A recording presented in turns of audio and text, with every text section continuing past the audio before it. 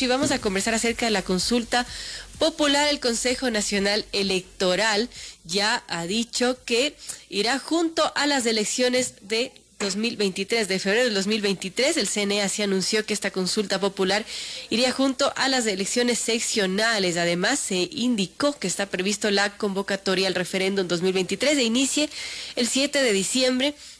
Ahí pues en una entrevista televisiva ayer, la presidenta del CNE, Diana Tamain, dijo que están preparándose técnicamente y tienen lista ya la propuesta de papeleta borrador. En las elecciones del próximo año se escogerán, recordemos, a 5.667 nuevas autoridades en todo el país. Además, los ciudadanos deberán elegir alcaldes, prefectos, viceprefectos, concejales urbanos y rurales, además vocales de juntas parroquiales e integrantes del Consejo de Participación Ciudadana y Control Social el 5 de febrero del 2023. Y bueno, vamos a ver qué sucede también con el tema de la consulta popular y damos la bienvenida a Karen Sichel, ella es asesora jurídica de la presidencia. Gracias, Karen, por estar con nosotros. Y bueno, la Corte Constitucional negó las últimas 3 preguntas que envió el Ejecutivo, pero ya el CNE al menos anunció que esta consulta se va a dar en concordancia con, a la misma vez que las elecciones seccionales. ¿Cómo toman ustedes en la presidencia esta noticia? Y bueno, ¿qué esperar de esta consulta popular que se nos viene ya en febrero? Hola Verónica, muchísimas gracias por la invitación, es un gusto saludarle. Bueno, nosotros desde la presidencia estamos muy contentos con la papeleta de votación que ya se está armando por parte del Consejo Nacional Electoral. En efecto, esta semana fuimos notificados con los 2 últimos pronunciamientos de la Corte, tanto respecto de la propuesta de reforma parcial para que pueda ser tramitada por la Asamblea Nacional. Esto es sobre las Fuerzas Armadas y la Policía Nacional y su labor complementaria para que puedan combatir el crimen organizado, tanto como las preguntas que estaban restantes sobre el contenido de la consulta. Con eso nos vamos con 8 preguntas de referéndum constitucional, es decir, que buscan modificar y alterar la Constitución, que están planteados sobre 3 ejes, que son seguridad, más representatividad y el cuidado del medio ambiente. Así que creemos que tenemos 8 preguntas que son bastante complejas porque son profundas, de las cuales es importante que los ecuatorianos se informen para tomar la decisión el siguiente 5 de febrero, y los ecuatorianos van a tener que votar pregunta por pregunta, así que es importante que conozcan el contenido de cada una de estas preguntas. Y bueno, gracias Karen por esa introducción, y también el Consejo Nacional ha dicho que va a ser en un formato A3 las 8 preguntas y que los anexos estarán en el reverso. Entonces es importante también, Karen, que la ciudadanía lea previamente esos anexos. Bueno, sí, es importante. Es importante que la ciudadanía lea los considerandos, la pregunta y los anexos. Particularmente los considerandos están escritos de una forma objetiva y contienen mucha información reducida y resumida de la investigación que se hizo por parte de la presidencia. Y le dan el contexto y la información que necesita el elector para poder decidir. Los anexos que históricamente en el Ecuador se han utilizado como un mecanismo para engañar a los ecuatorianos han pasado los controles estrictos de la Corte Constitucional, y en los anexos básicamente concuerdan con la pregunta. Y permítame explicar por qué son necesarios anexos. Como nosotros vamos a modificar artículos de la Constitución, es importante que nosotros en el anexo simplemente se establece cuál es el artículo, el texto final del artículo que estamos modificando. Eso es todo de los anexos. Históricamente y antes en otras consultas, claro, en los anexos se incluían reformas que no se incluían en la pregunta, pero precisamente por esto es que la Corte ha hecho varios controles y ha determinado que en efecto lo que dice la pregunta es lo que dice el anexo. Entonces, si es que hay personas que no leen porque los anexos finalmente son documentos legales, son artículos legales, pero la pregunta ya contiene todos los elementos para que dicen los anexos. Entonces, yo diría que lo más importante es que se entiendan con los considerandos, porque en los considerandos se establece la información necesaria para que se contextualice el problema. Pongamos un ejemplo. Digamos que vamos a hablar sobre la primera pregunta, la pregunta de la extradición. Entonces, muchas personas quizás no conozcan cuál es la extradición, por qué se requiere el cambio constitucional, cuáles van a ser los efectos de la extradición, cómo opera la extradición en otras legislaciones. Todo eso contienen los considerandos. Por ejemplo, en este caso, que la extradición es un mecanismo para luchar contra la impunidad, que el crimen organizado transnacional es un enemigo y es un mal que ataca a todos los países del mundo. Que en efecto se ha determinado que la extradición es un mecanismo eficaz para coordinar interinstitucionalmente con otros sistemas de justicia y que finalmente lo que va, en palabras muy sencillas, va a hacer la extradición, y eso dicen los considerandos, es va a permitir que los criminales que actualmente operan acá en el territorio ecuatoriano puedan ser sacados del territorio ecuatoriano y puedan ser juzgados y cumplan su sentencia fuera del Ecuador. Entonces, esta información, este contexto importante lo tienen los considerandos y claro, en los anexos lo único que cuentan es lo que va a pasar, que es que el artículo 79, en este caso de la Constitución, será modificado de acuerdo a lo que establece la pregunta. Entonces, es importante que la ciudadanía comprenda que ahora sí hemos tenido un control de una Corte Constitucional que es independiente. Y esta Corte lo que ha cuidado es precisamente la libertad del elector y que precisamente los ecuatorianos no sean engañados con los anexos. Entonces tenemos anexos leales con los ecuatorianos y es importante sin duda que se informen, pero tenemos una garantía de un órgano independiente que nos dice que en efecto los anexos están elaborados bien. Gracias, Karen. Bueno, importante conocer estas 8 preguntas y no sé si le parece, Karen, ir analizando algunas de ellas, las más importantes quizás. Ya se ha mencionado, por ejemplo, de la pregunta 2 sobre la extradición de ecuatorianos que hayan cometido delitos relacionados con el crimen organizado. Vamos con la 3. ¿Está usted de acuerdo con reducir el número de asambleístas y que se los elija de acuerdo a los siguientes criterios? Un asambleísta por provincia, un asambleísta provincial adicional por cada 250,000 habitantes, 2 asambleístas nacionales por cada 1,000,000 de habitantes y un asambleísta por cada 500,000 habitantes que residan en el exterior. ¿Qué nos puede comentar, Karen, sobre esta pregunta número 3 que tiene que ver con reducir el número de asambleístas? Sí, la reducción del número de asambleístas se incluyó dentro de la consulta como un resultado de escuchar a la ciudadanía y al clamor ciudadano de sancionar a la Asamblea Nacional por su desconexión con los ecuatorianos. Cuando tengamos menos asambleístas será más fácil fiscalizarlos porque serán menos. En la actualidad yo creo... me atrevería a decir que si es que los ecuatorianos podemos nombrar a 10 asambleístas, es mucho, y lo más triste, porque es triste realmente, es que los nombraremos quizás no por cosas buenas, sino por casos de corrupción o por cosas malas. Entonces, la idea es poder visibilizarles mejor y además garantizar mejor el derecho a la igualdad del voto. En la actualidad, por ejemplo, la provincia más poblada, que es la provincia del Guayas, el voto de una persona de la provincia del Guayas vale 16 veces menos que el voto de una persona de la provincia de Galápagos. Y esto responde a que en la actualidad la conformación de la Asamblea Nacional no es proporcional. Entonces, lo que ha hecho la propuesta, si bien es reducir el número de asambleístas, lo que busca es corregir esta distorsión de representatividad para que la asamblea esté conformada de tal forma que represente realmente a la nación en sí, a todo el Ecuador, y que todos los ecuatorianos, cuando elijamos asambleístas, realmente nos encontremos debidamente representados. Porque lo que vemos ahora es una asamblea completamente desconectada de la ciudadanía y sin representación al final del día.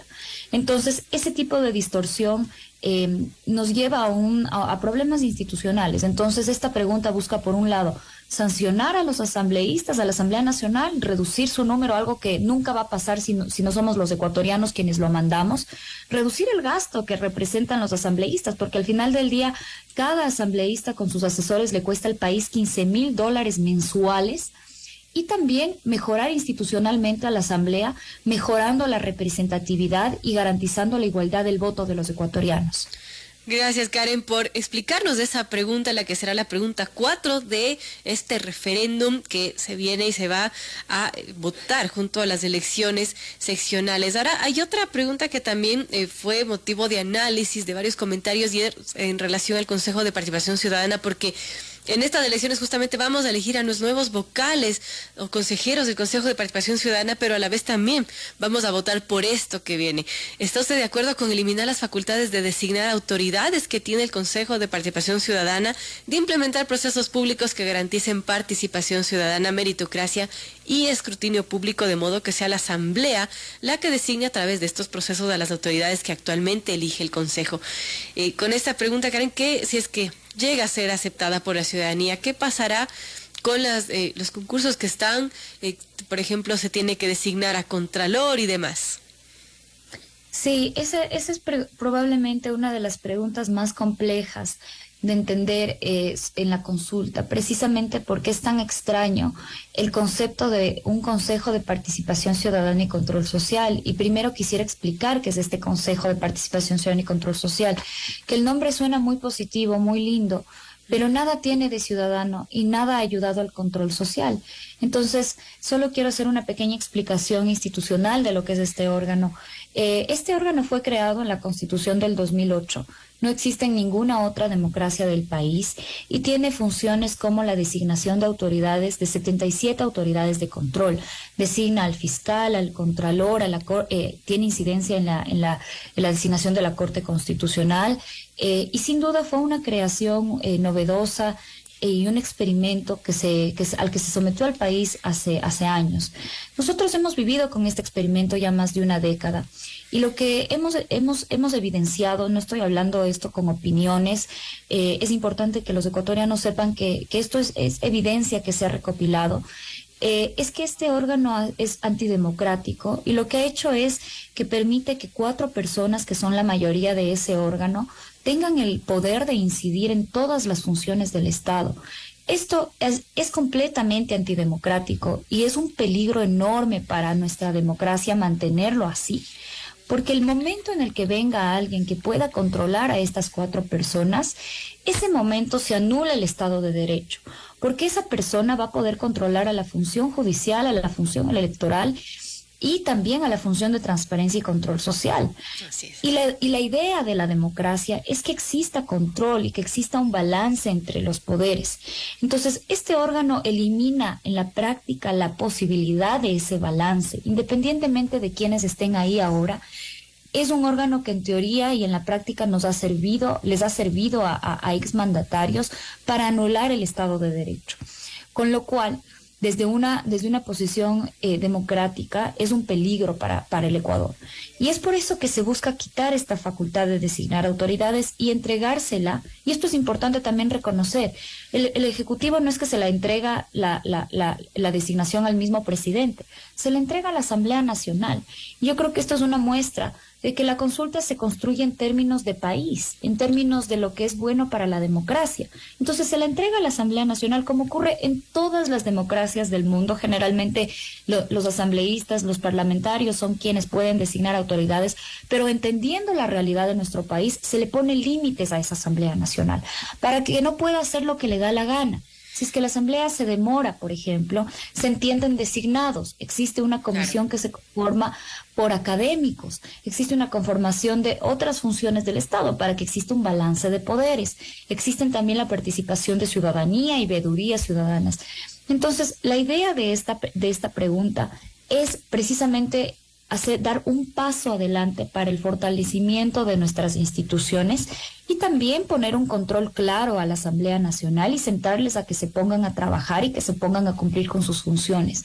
Entonces, la consecuencia directa de esta pregunta será que de forma inmediata los consejeros del CPCCS ya no tendrán esta facultad y la Asamblea Nacional tendrá que establecer la norma pertinente para poder designar autoridades. En el interín, las que actualmente están designadas se prorrogarán con la finalidad de darle estabilidad al país. Bien, importante esta última parte también que nos menciona Karen, que las que están actualmente tendrán que ser prorrogadas las autoridades. Y la pregunta final, la 8, que tiene que igual relación a la 7, si está usted de acuerdo con modificar, dice, el proceso de designación de los miembros del Consejo de Participación Ciudadana para que sean elegidos mediante un proceso que garantice participación ciudadana, meritocracia y escrutinio público llevado a cabo por la Asamblea Nacional. ¿Qué nos garantizará, Karen, que esto que designe la Asamblea no sea peor que lo que ya tenemos? Sí, yo ayer, por ejemplo, escuchaba que decían, estamos volviendo al sistema anterior. No es cierto, nosotros hemos sido muy cautos con no regresar al sistema anterior del Congreso, en donde sin ningún límite los congresistas en esa época vendían puestos, compraban puestos y podían finalmente hacer sus acuerdos extralegales para designar a quienes ellos querían. El sistema que propone el Ejecutivo establece límites, como decía, ¿no? Entonces, primero hay una postulación abierta. Esa postulación significa que cualquier ciudadano podrá participar. Luego se conforma una comisión que será una comisión técnica, por miembros de la academia, miembros de otras funciones del Estado, delegados de otras funciones del Estado y también miembros de la ciudadanía. Son ellos quienes van a mandar una terna a la Asamblea Nacional. Y de esa terna los asambleístas van a poder elegir. Entonces no es que los asambleístas eligen a quienes ellos quieran, sino que hay una terna que tiene un filtro de las cuales ellas no participan. Y luego, si es que como hemos visto que se demoran en posesionar, como hemos visto que se demoran en designar para poder hacer sus acuerdos, si es que ellos no designan en un plazo máximo, entonces se entienden designados y se entienden posesionados. Entonces hay varios mecanismos de desbloqueo para la Asamblea Nacional y de límites para la Asamblea Nacional. Y la pregunta que usted me mencionaba era sobre la elección de los consejeros del CPCCS. Entonces actualmente ellos eligen vía sufragio. No nos olvidemos que ya tuvimos en el 2019 el primer proceso de elección vía sufragio al CPCCS. Claro que y sí. El resultado fue el mayor nivel de ausentismo y de votos blancos que ha habido en la historia del Ecuador. Más del 40% de votos fueron blancos y hubo ausentismo. Y luego, dentro de esos que fueron elegidos, la gran mayoría han sido ya cesados y destituidos por la Asamblea Nacional por juicio político. Entonces estamos viviendo ahorita conviviendo con autoridades que no tienen legitimidad democrática. Entonces nosotros pensamos que lo mejor es que esto vaya y se haga a través del órgano del órgano que tiene legitimidad democrática, que es la Asamblea Nacional, pero con varios controles. Y yo quiero ser sincera con los ecuatorianos. Aquí no hay un sistema perfecto para designar autoridades. No lo hay. Pero sí podemos ajustar a los sistemas para que incentivemos a que los mejores ecuatorianos realmente lleguen a los cargos más importantes del país. Y sin duda el mecanismo que actualmente existe con puntajes que son modificables, que luego tenemos a contralores de 100 sobre 100, ese sistema no es el mejor. Ese sistema se presta para corrupción y queremos eliminar ese sistema. Se acabaron los concursos públicos que son focos de corrupción. Se acabaron eso. No, aquí los mejores ecuatorianos no quieren someterse a un examen en el que pueden sacar mala nota o buena nota dependiendo de qué tan bien o qué tan mal se lleven con el consejero del Consejo de Participación Ciudadana. Entonces se acabó ese foco de corrupción y va a haber un proceso y van a haber límites, y creemos que esto es un paso firme a favor de lograr lo que todos queremos, que es que las personas éticas y los mejores ecuatorianos, los más preparados, sean quienes lleguen a las grandes autoridades de control. Esperemos que la Asamblea Nacional también, por su parte, pueda emitir la normativa correspondiente para que este fin que todos los ecuatorianos queremos se cumpla. Así que eso por parte de esas preguntas. Gracias, Karen. Las 8:06, estamos conversando con Karen Sichel, la asesora jurídica de la presidencia. Y bueno, son 8 preguntas para referéndum que irán a la consulta de los ciudadanos para febrero del 2023, junto con las elecciones seccionales. Y una pregunta final, Karen, antes de terminar esta entrevista, es ¿cómo ve la decisión de la Corte Constitucional al negar 3 preguntas de la consulta popular que envió el gobierno, las 3 últimas que se referían a seguridad y una del incentivo tributario que no pasaron este control constitucional? ¿Cómo ve las razones que dio la Corte Constitucional para negar que se incluyeran estas 3 preguntas de consulta? Sí, yo quiero empezar diciendo que es positivo que en un Estado de Derecho exista un control por parte de órganos autónomos. Los ecuatorianos por muchos años estábamos acostumbrados a que la Corte sea una oficina de Carondelet, a que la Corte Constitucional obedezca las órdenes, y no solo la Corte Constitucional, sino todos los órganos del Estado, obedezcan los órganos de un expresidente. Eso era muy, muy dañino para la democracia. Que exista un control de una entidad independiente es positivo y es saludable. Así que, en primer lugar, quiero creo que la posición institucional tiene que ser de completo respeto y agradeciendo que vivimos en un Estado que sin duda es mucho más democrático que hace años. Ahora, sobre la motivación de la Corte Constitucional, sí tengo que decir que al menos respecto de las preguntas que se presentaron, creo que por parte de la presidencia sí estamos un poco insatisfechos por las razones que se han dado y quiero explicar por qué. Las preguntas que se hicieron eran bastante lógicas. Solo me permito recordar que la primera tenía que ver con el destino de los bienes comisados de delitos que son muy lucrativos, como el narcotráfico, sean destinados a educación. El año anterior se comisó $100 millones que podían haber sido invertidos en educación y en programas de protección infantil y de la adolescencia. Eso buscaba esa pregunta. La siguiente pregunta quería que el delito de extorsión de las vacunas, como se conoce ahora, pueda ser tipificado debidamente y se sancione con una pena de 7 a 10 años. Ahora, eso es algo lógico que tampoco dio paso a la Corte Constitucional y ya voy a decir por qué. Y finalmente la última pregunta tenía que ver con incentivar el empleo de las personas mayores de 45 años y darles un incentivo tributario a los empleadores para que contraten a estas personas, que vemos que es el grupo etario que más se encuentra agravada por el desempleo y el empleo inadecuado. Entonces son preguntas lógicas que la Corte determinó que en el fondo eran constitucionales. Pero ¿por qué niega la Corte? Por ejemplo, en la pregunta de las vacunas extorsivas. La Corte piensa que la pregunta está bien, los anexos están bien, pero ciertas partes de los considerandos eran inductivos. ¿Y qué partes de los considerandos? Decir como, por ejemplo, que las organizaciones criminales y el crimen organizado son empresas de violencia. Le parecía que es inductivo, pero yo quiero decir que no es inductivo. Nosotros, para poner esa palabra, investigamos la literatura sobre el crimen organizado y no lo decimos nosotros, lo dicen las Naciones Unidas. El crimen organizado son empresas de violencia porque lucran. Es una empresa que lucra, que es poderosa de la violencia. Entonces, por esas razones formales fue que la Corte Constitucional, pudiendo haber modulado y quitando ciertas palabras, como lo hizo previamente, decidió negar. Y creo que con esto los ecuatorianos perdimos la oportunidad de pronunciarnos en urnas sobre este tipo de preguntas. Pero bueno, finalmente nosotros estamos para obedecer lo que nos dicen los jueces de la Corte y lo que haremos es tomar el exhorto que han hecho la Corte Constitucional y lo vamos a presentar vía proyecto de ley a la Asamblea Nacional. Esperamos que la Asamblea Nacional también tome el exhorto que ha hecho la Corte Constitucional también tramite este proyecto con diligencia y no sea uno de los 30 proyectos que tienen represados en el legislativo en materia de seguridad. Así que más bien quiero hacer un llamado a la unidad institucional. Nosotros estamos prestos para dialogar siempre que tenga que ver con el bien del país, con el bien de los ecuatorianos. Y sobre todo en temas de seguridad, creo que es momento para sacar las banderas políticas, conversar, dialogar y llegar a consensos, porque los ecuatorianos necesitamos no son más pugnas políticas, sino lo que necesitamos es que encontremos un campo en común. Y la crisis de seguridad es una oportunidad para que todas las autoridades nos sentemos a poner al país primero. Así que esperemos que la Asamblea lo asuma de la misma manera. Gracias a Karen Siche, la asesora jurídica de la Presidencia, por comentarnos sus criterios respecto a estos dos temas. Ya el referéndum que va a coincidir con las elecciones seccionales.